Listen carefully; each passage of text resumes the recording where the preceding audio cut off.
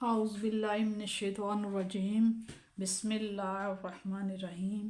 یا ایہا الذین آمنو یا اے الذین لوگو آمنو ایمان والو اے ایمان والو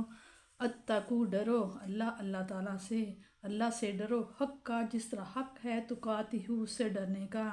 اے ایمان والو اللہ سے ڈرو جیسے حق ہے اس سے ڈرنے کا۔ اور لانا اور نہ تموتن اور نہ تم مرنا مگر اس حالت میں مرنا اور تم ہو مسلمون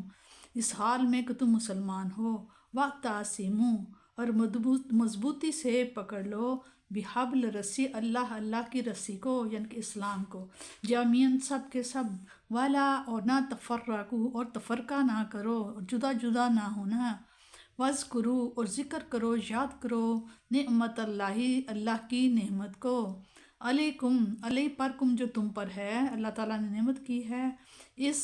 جب کہ تم تھے اعداءً جب کہ تم دشمن تھے آپس میں،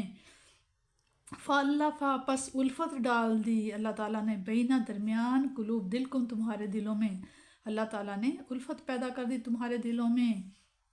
فَأَصْبَحْتُمْ پس تم ہو گئے بن گئے بِنِعْمَتِهِ اس اللہ کی نعمت سے اخواناً بائی، وَكُنْتُمْ اور تم تھے اور اس وقت تم تھے عَلَى پر شفا حفراتٍ من النار آگ کے گھڑے کے کنارے پر تھے یعنی کہ آگ میں گرنے والے تھے، فَأَنْقَذَكُمْ پس تمہیں بچا لیا منہا اس میں گرنے سے آگ میں جانے سے، کذالک اسی طرح یبین بیان کرتا ہے اللہ تعالیٰ لکم تمہارے لیے آیات ہی اپنی آیتیں اپنی نشانیاں، لعل شاید کہ تم تم ہدایت پا جاؤ۔ اللہ تعالیٰ تمہارے لیے آیتیں بیان فرماتا ہے تاکہ تم ہدایت یعنی کہ سیدھے راہ پر چل پڑو۔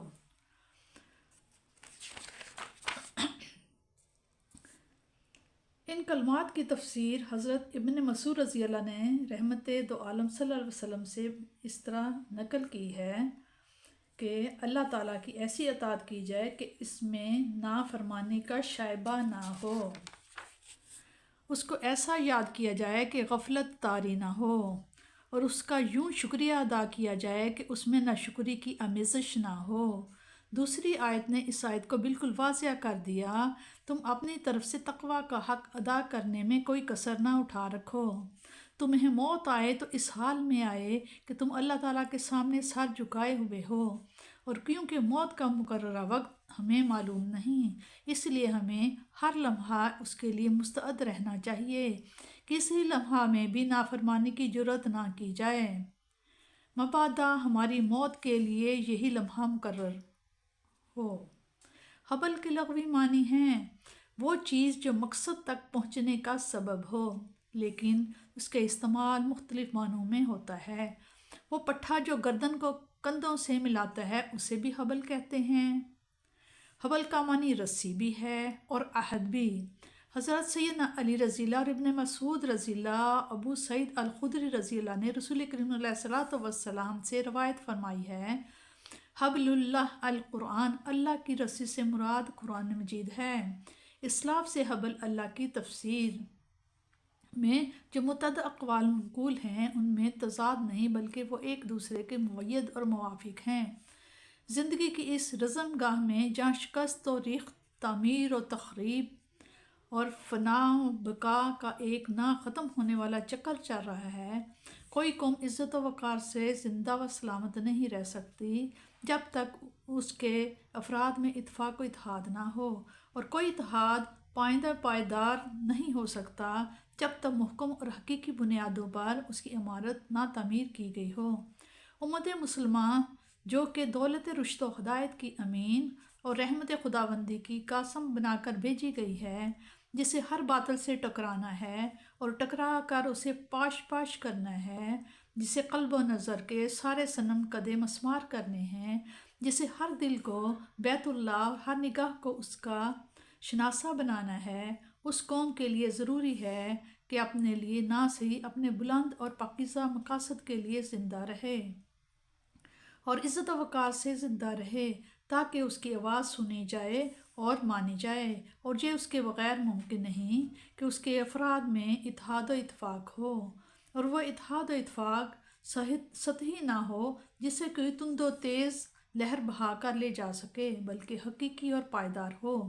اس لیے اس آیت کریمہ میں اللہ تعالیٰ نے مسلمانوں کو متحد ہونے کا بھی حکم دیا اور ان کے لیے وہ مستحکم بنیاد مقرر فرمائی جس سے محکم تر کوئی اور بنیاد نہیں ہو سکتی۔ وہ قرآن کریم ہے۔ قرآن کریم پر عمل کرنے کے لیے اس کا صحیح سمجھنا ضروری ہے، اور اس کی صحیح سمجھ اس ذات اقدس و اطہر کے بیان اور تفسیر کے بغیر ناممکن ہے جسے قرآن نازل کرنے والے خدا نے بھیجا ہے ہی قرآن کو صحیح سمجھانے کے لیے تھا۔ علامہ قرطبی نے فرمایا اور خوب فرمایا، امرنا اللہ تعالیٰ، یعنی اللہ تعالیٰ نے ہمیں حکم دیا ہے کہ ہم اعتقاد اور عملاً کتاب و سنت کی رسی مضبوطی سے پکڑ لیں۔ ہمارے اتحاد کا صرف یہی سبب ہے، اور صرف اسی طرح اتفاق و اتحاد کی نعمت میسر آ سکتی ہے جس سے ہمارے دین و دنیا کے حالات سنور سکتے ہیں۔ رحمت عالم صلی اللہ علیہ وسلم کی تشریف آوری سے قبل عرب کے جزیرہ نما کی کیا حالت تھی؟ وہ آپس میں انس و محبت اور شفقت و رحمت کرنے والے انسانوں کا ملک نہیں تھا، بلکہ ایک کوہ آتش فشاں تھا جس سے ہر لحظہ اور ہر لمحہ بغض و عناد کی آگ برستی رہتی تھی، اور دور دور تک آبادیاں جل کر خاکستر ہو جایا کرتی تھیں۔ ہر قبیلہ دوسرے قبیلے سے برسر پیکار تھا، ہر علاقہ دوسرے